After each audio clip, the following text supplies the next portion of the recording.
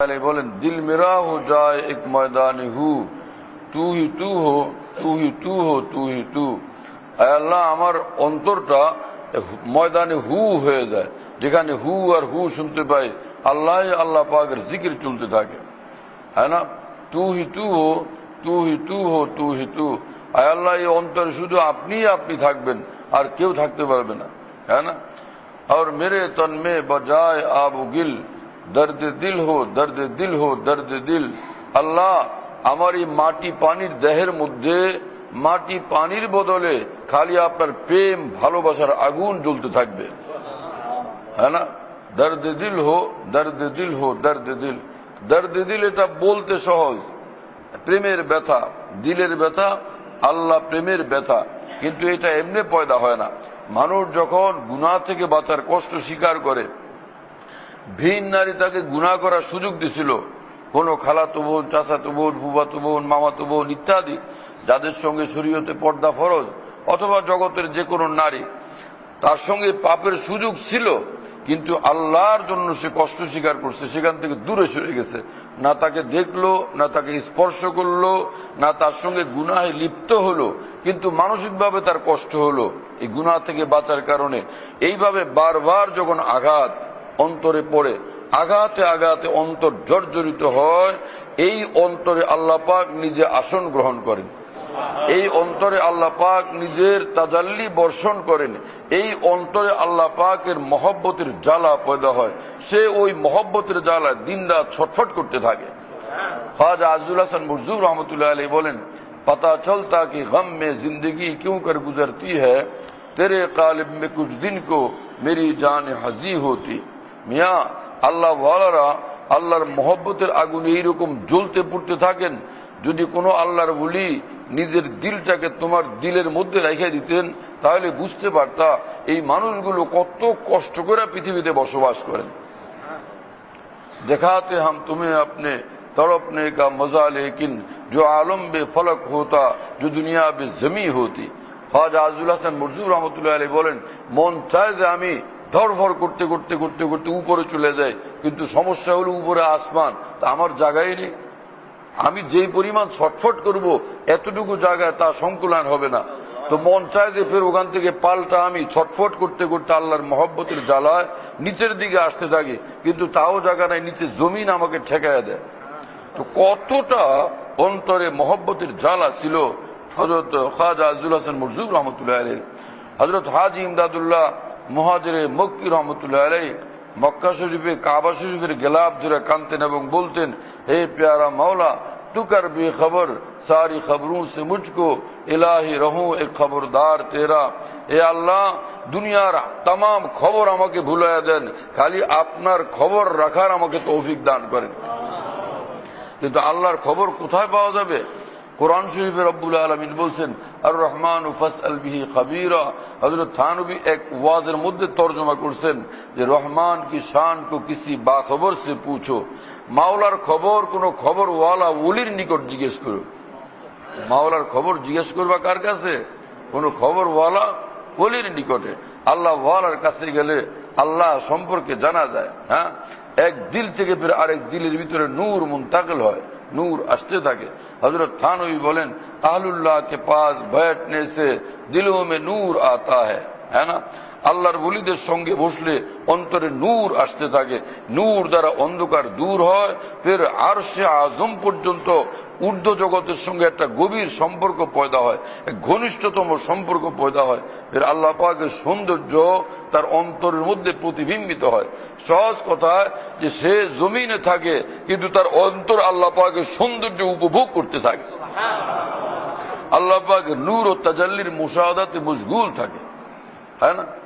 আজীব শান এবং আজীব মামলা। এক বুজুর্গ বলছিলেন, আলা ফাসকিনি খামরান ওয়াকুল্লি হিয়াল খামরু ওয়ালা তাসকিনি সিররান মাতা আমকানাল জাহরু। আমাকে হে পীর, তুমি আমাকে আল্লাহর মহব্বতের শরাব দান করো, এবং দান করার সময় বলতে থাকো, হে নে আল্লাহর মহব্বতের শরাব পান কর, নে শরাবে ইশক ইলাহি পান কর। হাকিমুল উম্মত মাওলানা আশরাফ আলী থানভী রহমতুল্লাহ আলাইহি এই ছন্দের ব্যাখ্যায় বলেন, এর কি অর্থ? যারা মদ খায় একদিকে খাওয়ার মজা, আরেকদিকে যখন বলে যে এই নে বোতল, তো বোতলের নাম শুনলে ওরে নেশায় ধরে যায়, সে খুশি হয়ে যায়, মস্ত হয়ে যায়, নাচতে শুরু করে। তো হযরত থানভী বলেন অনুরূপ ভাবে আল্লাহ ওয়ালাদের কাছে আল্লাহর দেওয়ানারা গিয়ে বলতে থাকে যে আমাকে আল্লাহর মহব্বতের শরাব দান করেন, বোতল দান করেন, এবং বলেন যে নে বোতল পান কর, বোতল খা। সেই বোতল কি জিনিস? আল্লাহ পাকের জিকির, আল্লাহ পাকের তিলাওয়াত, কোরআনে কারীমের তিলাওয়াত, আল্লাহ পাকের ঘরের তাওয়াফ, হজ, উমরা, এবং নির্জনে আল্লাহকে নিয়ে বসা, গুনাহ থেকে বাঁচা, তাকওয়ার উপর চলা, হর গুনাহ থেকে নিজেকে হেফাজত করা। কি ভাই কথা বুঝে আসছে? মানুষ যখন ভিন নারী থেকে নজর হেফাজত করে তো ভীষণ কষ্ট লাগে, অনেক কষ্ট হয়, কিন্তু সাথে সাথে আল্লাহ তাআলা তার মহব্বতের শরাব তার অন্তরে দান করে দেন। हमने लिया है दाग दिल खो के बहार जिंदगी एक गुले तर के वास्ते हमने चमन लुटा दिया। আসগর গোন্ডবী রহমতুল্লাহ আলাইহি এক তাহাজ্জুদ গুজার বুজুর্গ ছিলেন হিন্দুস্তানে। তিনি বলেন যে দুনিয়াওয়ালারা এক এক সুন্দর সুন্দরী নারীকে ফুলের মতো গ্রহণ করছে, আর প্রতি ফুলকে বিসর্জন দেওয়ার এই দাগ আর কষ্ট আঘাতে আঘাতে আমার হৃদয়টাকে আমি জর্জরিত করছি, কিন্তু এতে ফায়দা কি? दाग हसरत से दिल सजाए हैं तब कहीं जाके उनको पाए हैं, इन हसीनों से दिल बचाने में हमने गम भी बड़े उठाए हैं, मंजिल कुर्ब यूं नहीं मिलती जख्म हसरत हजार खाए। है না? আমার মুর্শিদ দামত বরকাতুম বলেন গুনাহ থেকে বাঁচার কারণে অন্তর যার আঘাতে আঘাতে ঝাঁঝরা হয়ে যায়, এই ঝাঁঝরা ভাঙ্গা চূড়া অন্তরটাকে আল্লাহ এত পছন্দ করেন, আল্লাহ পাক ওই অন্তরে জালুয়া ফরমা হয়ে যান, ওই অন্তরে আল্লাহ তার মহব্বতের পতাকা উড়াইয়া দেন, ওই অন্তরকে সিংহাসন বানায় নিজেই তাতে আসন গ্রহণ করেন। কেসা মুআমলা। এজন্য আমরা প্রত্যেকে হিম্মত করি যে ভাই আমরা গুনার যত কাজ আছে সেগুলো করবো না, ইনশাআল্লাহ তাআলা নজর হেফাজত করব। হ্যাঁ না? হাজার আমল করা সহজ, কিন্তু নজর হেফাজত করা অত্যন্ত কঠিন লাগে। কিন্তু আমার মুর্শিদ হযরত হাকিমুল উম্মত মাওলানা আশরাফ আলী থানভী রহমতুল্লাহ আলাইহি বলছেন একবার নজর হেফাজত করা 10,000 রাকাত তাহাজ্জুদ থেকে দামি। হ্যাঁ, একবার নজর হেফাজত করা।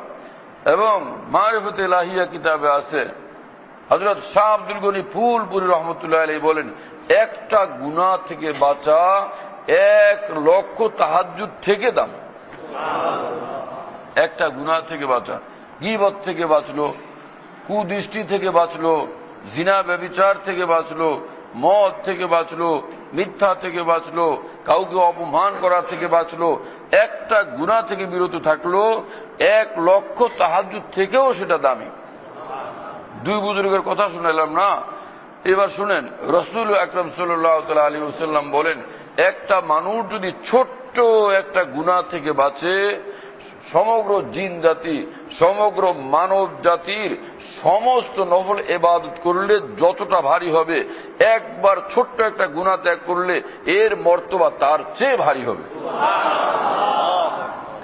এখন বিশ্বে মুসলমানদের মধ্যে ঈমানের চেতনা তো আছে মাশাআল্লাহ, মুসলমান হয়ে বাঁচতে চায়, মুসলমান হয়ে মরতে চায়, এটা ঠিক আছে। মুসলমান হিন্দু হইতে চায় না, কি ভাই ঠিক না? মুসলমান ইহুদি খ্রিস্টান হওয়া পছন্দ করে না, ঠিক আছে।